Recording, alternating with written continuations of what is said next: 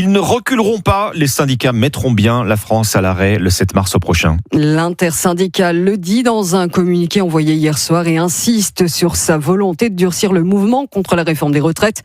Mot d'ordre signé notamment par la CFDT, la CGT ou encore Solidaire et l'UNEF.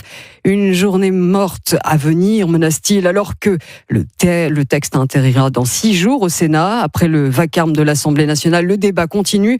De son côté, la direction de la recherche, des études, de l'évaluation et des statistiques du ministère de la Santé vient de dévoiler ses derniers chiffres sur les retraites en France. Un document riche en enseignements, Barthélémy Philippe.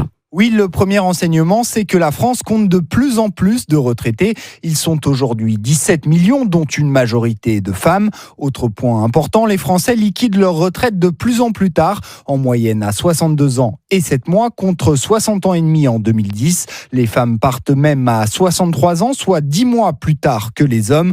Anthony Marino est le chef du bureau retraite à l'adresse. Les femmes tendent actuellement à partir en moyenne plus tardivement que les hommes. Et ça, c'est essentiellement le reflet du fait qu'elles ont des carrières plus incomplètes. Et quand on a une carrière très incomplète, on est quand même incité, pour éviter la décote, à atteindre l'âge d'annulation de la décote qui est désormais de 67 ans. Et le niveau moyen d'une pension de retraite s'élève à un peu plus de 1 500 €. Là encore, les femmes sont défavorisées avec une pension moyenne 40% plus basse que celle des hommes.